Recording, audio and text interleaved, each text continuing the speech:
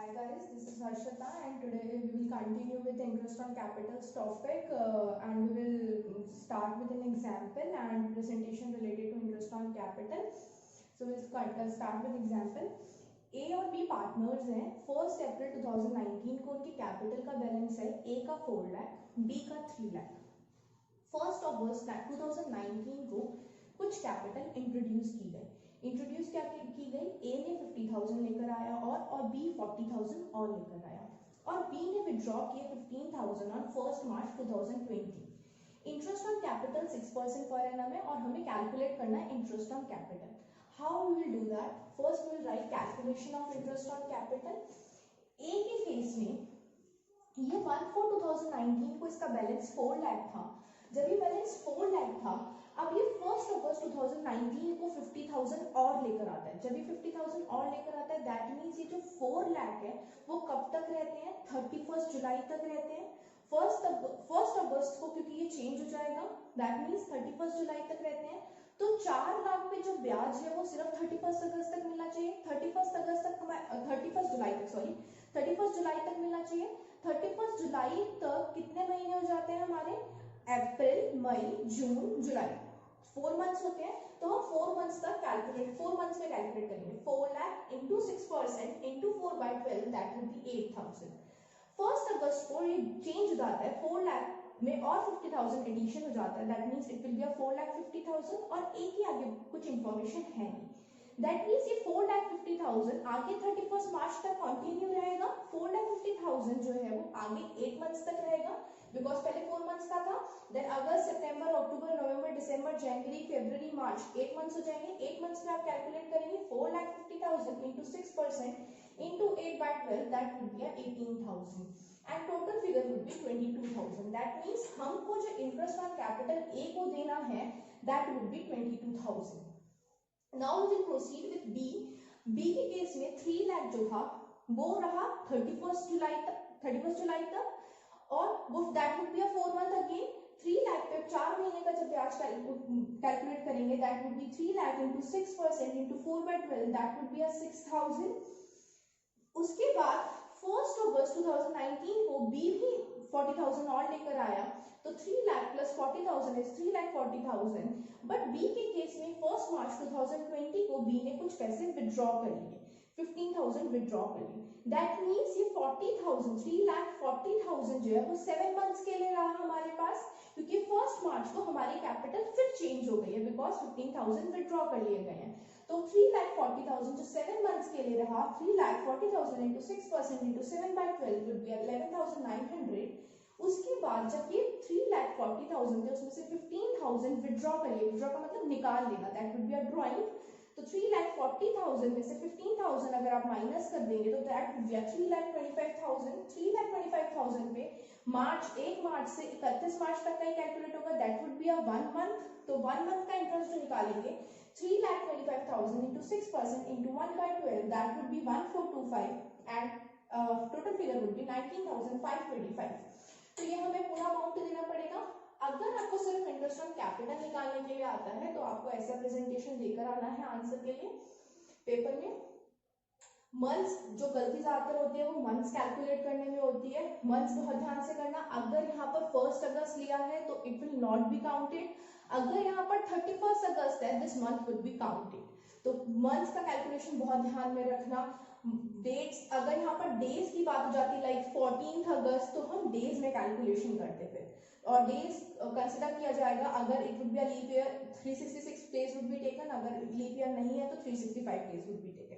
Continuing with interest on capital, sometimes what happens in case of interest on capital के case में क्या होता है, अभी तक जब भी हम बात कर रहे थे तो आई सेड कि 1 अप्रैल 2019 का अगर ये मैं बात कर रही हूँ 31 मार्च 2019-20 वाले ईयर की, ठीक है.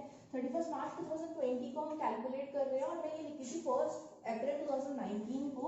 अगर लास्ट एग्जाम्पल को कंटिन्यू करते तो अगर ए और बी की कैपिटल 4 लाख थी और बी की कैपिटल सपोज 3 लाख थी, तो अगर मुझे 31 मार्च 2020 का इंटरेस्ट ऑन कैपिटल कैलकुलेट करना होता था तो मेरे को स्टार्टिंग की कैपिटल दी होती थी, दैट मींस 1/4/2019 की कैपिटल दी होती थी, that is 4 lakh and that is 3 lakh. But किसी किसी क्वेश्चन में आपको ये वाली कैपिटल ना देके they will provide you the capital on 31 March 2020। अगर वो आपको closing capital, this is what we call closing capital, अगर ये ईयर है एंड ये ओपनिंग कैपिटल, अगर हमारे पास 2019 एंड 20 ईयर को हम स्टडी कर रहे हैं तो जो 1 अप्रैल 2019 को कैपिटल होगी that would be a opening capital and 31 March 2020 को जो कैपिटल होगी that would be a closing capital. Sometimes आपको ये वाली ओपनिंग कैपिटल ना देके they provide you with the closing capital. Suppose A और बी की क्लोजिंग कैपिटल उन्होंने हमें प्रोवाइड कर दी, दैट इज ए की 6 लाख है एंड बी की सपोज 4 लाख है। अब ये 6 लाख और 4 लाख है, इससे हम इंटरेस्ट ऑन कैपिटल नहीं कैलकुलेट कर सकते। यहीं पर बहुत ज्यादा गलती हो जाती है। Sometimes students what they do कि वो ये इस डायरेक्टली इस पे कैलकुलेट कर देते हैं, बट हम इस पे कैलकुलेट नहीं कर सकते। We need a opening capital. Opening capital में ही, क्योंकि हम मंथ्स के हिसाब से कैलकुलेट होता है, जो भी एडिशन या विड्रॉल्स है उनको कंसिडर करके इंटरेस्ट ऑन कैपिटल कैलकुलेट किया जाता है। तो अगर हमें क्लोजिंग कैपिटल दी होगी तो by doing back calculation we will go for opening capital. Suppose ये 31 मार्च 2020 की ए की 6 लाख, बी की 4 लाख है, तो how we will go back do back calculation. यहाँ पर क्या करेंगे, क्लोजिंग कैपिटल लिखेंगे, जो ए या फिर बी जिसकी भी होगी क्लोजिंग कैपिटल्स लिखेंगे। अगर उन्होंने कोई ड्राइंग्स की होंगी, यूजुअली हम जब ड्राइंग्स होती है तो क्या करते हैं, उसे डिडक्ट करते हैं, बट इस केस में बैक कैलकुलेशन करने के लिए हम ड्राइंग्स को क्या करेंगे, ऐड बैक करेंगे। ड्राइंग्स को ऐड बैक करेंगे और अगर कोई एडिशनल कैपिटल है, अगर आप नॉर्मल कैलकुलेशन करते हैं तो आप एडिशनल कैपिटल को ऐड करते हैं, बट बैक कैलकुलेशन के लिए आप एडिशनल कैपिटल को क्या करेंगे, डिडक्ट करेंगे। एडिशनल कैपिटल आप डिडक्ट करेंगे और डिडक्ट करने के बाद, ये सब करने के बाद you would be provided with opening capital. तो जो ओपनिंग कैपिटल आएगी आप उस पे क्वेश्चन सॉल्व करेंगे, ना कि आपको क्लोजिंग कैपिटल पे।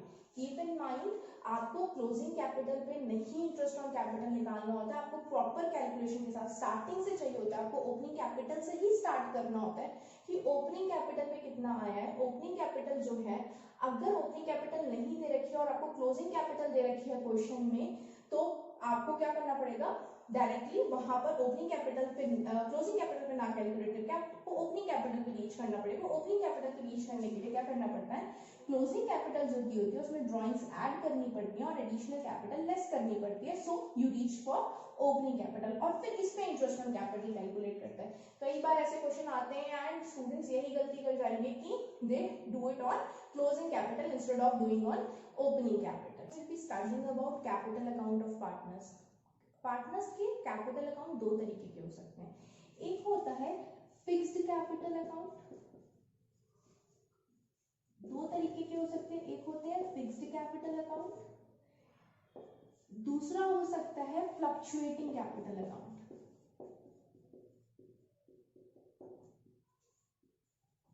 दो तरीके के कैपिटल अकाउंट्स हो सकते हैं पार्टनर्स के, एक होता है फिक्स्ड कैपिटल अकाउंट और एक होता है fluctuating capital account. I tell you all the proforma वगैरह मैं बता दूंगी, बट स्टार्टिंग विद कि एक फिक्स कैपिटल अकाउंट होता है, फ्लक्चुएटिंग कैपिटल अकाउंट होता है। What is the difference between fix capital account and fluctuating capital account.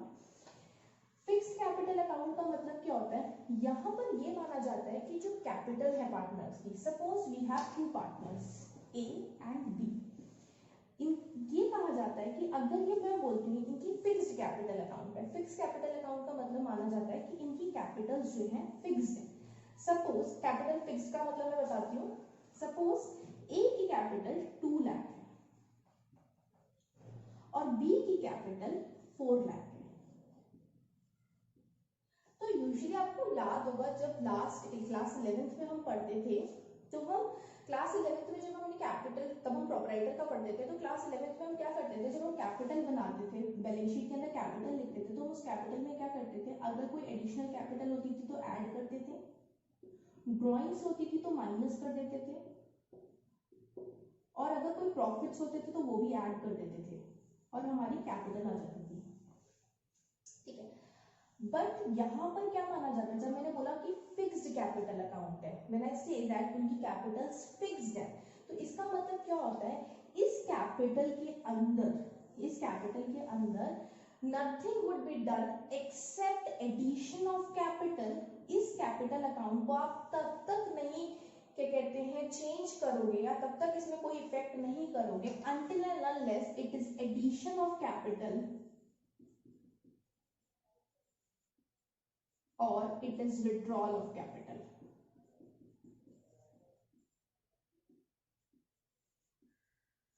अगर हम एडिशन कर रहे हैं कैपिटल में या विड्रॉल कर रहे हैं कैपिटल में, तभी इन अकाउंट्स में चेंजेस आएंगे या इफेक्ट्स होंगे।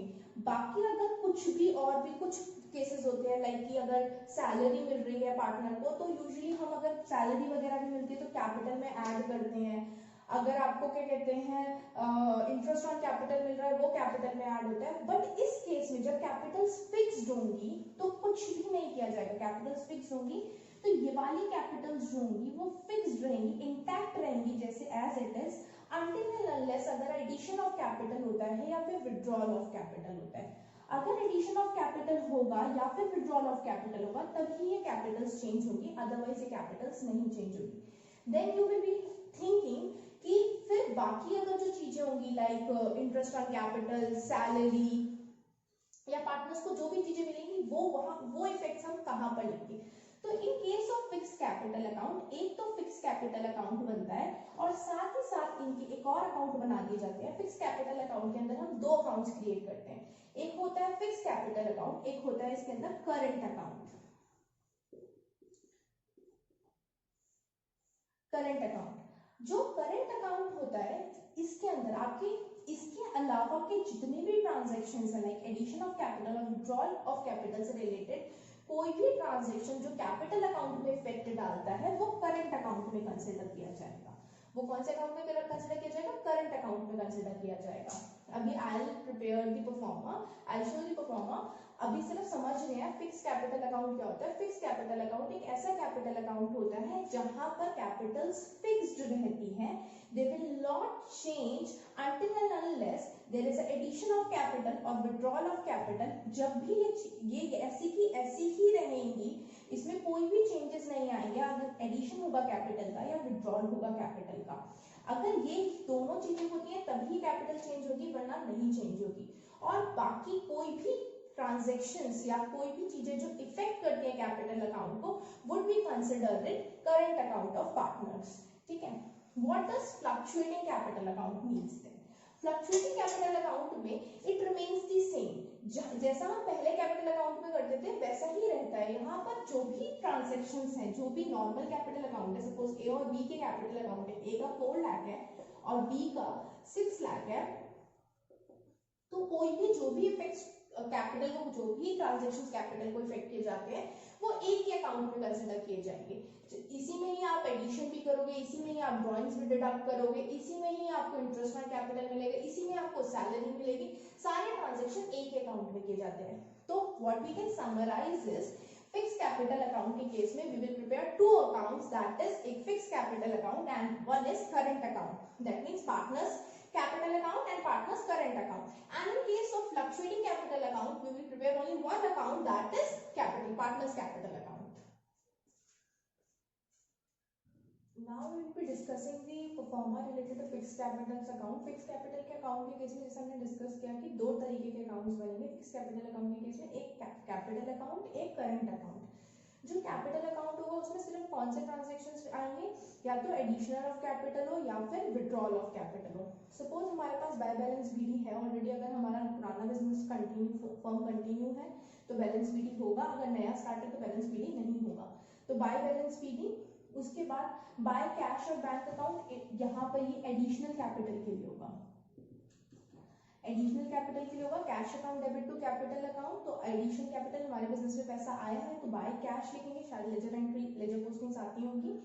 टू कैश और बैंक, अगर हमने विड्रॉल किया परमानेंट विड्रॉल और इट में बी ड्रॉइंग, तो परमानेंट विड्रॉल ऑफ क्या कहते हैं कैपिटल होगा, that would be to cash और बैंक, एंड फिर यहाँ पर बैलेंस शीट आएगा। फिक्स कैपिटल अकाउंट के केस में कैपिटल अकाउंट का बैलेंस बीडी जो है वो कभी भी नेगेटिव नहीं हो सकता, क्योंकि यहाँ पर क्या होता है, एडिशन ऑफ कैपिटल और withdrawal of capital he consider किया जाता है, तो यहाँ पर balance can never be negative, कभी भी बैलेंस नेगेटिव नहीं हो सकता। और बाकी जो भी ट्रांजेक्शन रिलेटेड है विद कैपिटल अकाउंट वो हम करंट अकाउंट में लिखेंगे। करंट अकाउंट के भी अपने बैलेंसेस होते हैं, तो वो पॉजिटिव भी हो सकते हैं, नेगेटिव भी हो सकते हैं। अगर वो क्रेडिट बैलेंस है तो बाय बैलेंस बीडी आएगा, और अगर वो डेबिट बैलेंस है तो आप टू बैलेंस बीडी की साइड पे लिखेंगे। उसके बाद ऐसा भी हो सकता है एक पार्टनर का क्या कहते हैं बैलेंस बीडी क्रेडिट में, that mean it would be a positive, तो क्रेडिट में हो सकता है, और किसी पार्टनर का डेबिट में भी हो सकता है, तो फिर टू बैलेंस बीडी लिखेंगे। दोनों के भी पॉजिटिव हो सकते हैं तो बाय बैलेंस बीडी ही आएगा सिर्फ। उसके बाद interest on capital, interest on capital partner को मिलता है तो क्रेडिट साइड में आएगा, पार्टनर को सैलरी भी मिलती है क्रेडिट साइड में आएगा, पार्टनर को कमीशन भी मिलता है क्रेडिट साइड में आएगा। पीएनएल एप्रोप्रिएशन, यहाँ पर अगर उसको प्रॉफिट मिला होगा तो बाय पीएनएल एप्रोप्रिएशन आएगा। अगर वो पार्टनर बिजनेस से ड्राइंग निकालता है दैट मीन्स फिर वो उसके लिए एक तरीके से खर्चा है, तो ड्राइंग वो विड्रॉल करता है तो it will be a debit side. Interest on drawings जो है उसे देना पड़ता है, it will be a debit for partners capital current account. And PNL appropriation आएगा अगर इन केस यहाँ पर लॉस है, और यहाँ पर कैलकुलेशन करने के बाद आपका बैलेंस शीट ही आ जाएगा। तो बेसिकली द थिंग इज कि जो भी पार्टनर को चीजें मिलती हैं वो क्रेडिट साइड पे आएंगे, और जो पार्टनर देता है वो डेबिट साइड पे आएगा। इजी वे इसको करने का, एक करंट अकाउंट बनाने का इजी वे ये होता है, जो आपने पीएनएल एप्रोप्रिएशन में चीजें लिखी हैं वहां से जो आपने डेबिट साइड में लिखी थी वो सारी चीजें यूजुअली क्रेडिट साइड में आ जाएंगी यहाँ पर, और जो वहां पर आपने क्रेडिट में लिखा था वो यहाँ डेबिट में आ जाएगा। बट कीप इन माइंड वहां पे नेट प्रॉफिट भी लिखा होता है क्रेडिट साइड में, वो बच्चे गलती कर देते हैं, उस नेट प्रॉफिट को भी उतार लेते हैं, नेट प्रॉफिट नहीं उतारना है, ठीक है। बाय नेट प्रॉफिट लिखा होता है पीएनएल एप्रोप्रिएशन में, वहां पर वो नेट प्रॉफिट मत उतारना। बाकी to save your time you can do that, क्योंकि बार बार सोचना टेक्स अ टाइम, तो अब saving your time is also important. आप अपना टाइम कैसे सेव कर सकते हो, आपने पीएनएल एप्रोप्रिएशन बनाया हुआ है, पीएनएल एप्रोप्रिएशन में आप वहां पर क्या करोगे, जो आपने डेबिट साइड में चीजें लिखी थी वो आप एज इट इज यहाँ पर कॉपी कर सकते हो क्रेडिट साइड में, और जो आपने पीएनएल एप्रोप्रिएशन में क्रेडिट साइड में लिखा था वो आप डेबिट साइड में लिख सकते हो, एक्सेप्ट वहां पे जो नेट प्रॉफिट लिखा था वो यहाँ नहीं आएगा। नेक्स्ट एक और चीज जो है, वहां पर ड्राइंग नहीं लिखी होती है, तो बच्चे कॉपी करने के चक्कर में ये ड्राइंग को भूल जाते हैं, विच इज इंपॉर्टेंट, वरना बैलेंसेस गलत हो जाएंगे, क्वेश्चन गलत हो जाएगा, मतलब बैलेंसेस ठीक नहीं आएंगे और आगे भी फिर बैलेंस शीट वगैरह में प्रॉब्लम होगा। तो ड्राइंग लिखना भूल जाते हैं, तो ड्राइंग उसमें नहीं लिखा होता, तो ड्राइंग आपको एक एडिशन चीज यहाँ पर लिखनी ही लिखनी है। और सेम गोज विथ यहाँ पर कैपिटल अकाउंट में सिर्फ यहाँ पर क्या होगा, जो आपका बैलेंस बीडी आपको बैलेंस शीट के अंदर दिया होगा वो उतार देना है, एडिशनल कैपिटल यहाँ पर लिखना है, विड्रॉ यहाँ लिखना, और बैलेंस आपका निकल आएगा। ये हो गए फिक्स कैपिटल अकाउंट की बात। फिक्स कैपिटल अकाउंट में एक कैपिटल अकाउंट बनता है, एक करंट अकाउंट बनता है। फ्लक्चुएटिंग कैपिटल अकाउंट के केस में क्या होता है, फ्लक्चुएटिंग कैपिटल अकाउंट के केस में क्या होता है, फ्लक्चुएटिंग कैपिटल अकाउंट के केस में ये वाला अकाउंट नहीं बनता है, डायरेक्टली यही अकाउंट बनता है। यहाँ पर सिर्फ एक अकाउंट बनाया जाता है जिसे हम बोल देंगे फिर कैपिटल अकाउंट, जिसे हम बोल देंगे कैपिटल अकाउंट, और सिर्फ एक ही अकाउंट क्रिएट किया जाता है, ये वाला अकाउंट। ये वाला अकाउंट नहीं होता है, सिर्फ फ्लक्चुएटिंग के केस में ये वाला क्रिएट होता है। Now how do we know कि हमें फिक्स कैपिटल अकाउंट बनाने हैं या फ्लक्चुएटिंग कैपिटल अकाउंट बनाने हैं। इट्स इजी, अगर question is silent, question doesn't say anything, तो आपको फ्लक्चुएटिंग कैपिटल यूज करना है। आपको फ्लक्चुएट एक ही अकाउंट बनाना है, that is a capital account, और ये वाला अकाउंट यूज करना है, फ्लक्चुएटिंग कैपिटल यूज करना है। Sometime questions doesn't say anything, but question देख के आप पता लगा सकते हो कि वो फिक्स कैपिटल अकाउंट यूज कर रहा है। तो बैलेंस शीट में अगर वो कैपिटल अकाउंट और करंट अकाउंट दोनों की बैलेंसेस दे रखे हैं, तो दैट मींस कि आपको फिक्स कैपिटल अकाउंट यूज करना है। ऑल्दो क्वेश्चन ने मेंशन नहीं किया होगा कि वो फिक्स कैपिटल अकाउंट यूज कर रहा है, बट बैलेंस शीट देखकर आपको पता चल जाएगा कि आपको करंट अकाउंट के बैलेंसेस भी दे रखे हैं और फिक्स कैपिटल अकाउंट के बैलेंसेस भी दे रखे हैं। तो दैट इन दैट केस आपको दो अकाउंट बनाने हैं, कैपिटल अकाउंट और एक करंट अकाउंट बनाना पड़ेगा। बट अगर क्वेश्चन में कुछ नहीं मेंशन है और आपकी बैलेंस शीट में भी नॉर्मल कैपिटल अकाउंट लिखे हुए हैं, तो आप सिर्फ एक अकाउंट क्रिएट करेंगे, दैट इज कैपिटल अकाउंट। तो to summarise, fix capital account के अंदर दो कैपिटल अकाउंट बनते हैं, एक कैपिटल अकाउंट, एक करंट अकाउंट। जो फिक्स कैपिटल अकाउंट होता है उसमें कोई भी चेंजेस नहीं कर सकते, एक्सेप्ट एडिशन ऑफ कैपिटल और विड्रॉल ऑफ कैपिटल के थ्रू ही चेंजेस होंगे। बाकी जितने भी transaction related with capital account हैं वो सारे के सारे आप पार्टनर करंट अकाउंट में लिखेंगे। और in case of fluctuating capital account आप एक ही अकाउंट क्रिएट करेंगे, that is capital account. Now we will discuss some questions related with 1 marks which can be asked by examiner while taking your viva, or which can be asked in board papers also. So we will discuss what may be the questions. First question which may be asked from you is minimum number of partners. ये बहुत कम पूछा जाएगा, minimum number of partners you know 2 होते हैं, ठीक है। Maximum पूछा जाता है, मैक्सिमम कितने हो सकते हैं, maximum number of partners can be 50, maximum number of partners can be 50। Partnership में मैक्सिमम नंबर जो पार्टनर्स हो सकते हैं वो 50 हो सकते हैं। मैंने फर्स्ट वीडियो में कहा था कि हम इंडियन पार्टनरशिप एक्ट 1932 के प्रोविजंस फॉलो करते हैं, इंडियन पार्टनरशिप एक्ट 1932 के रूल्स फॉलो करते हैं या प्रोविजंस फॉलो करते हैं, but maximum number can be 50 is as for the provisions of Indian companies act.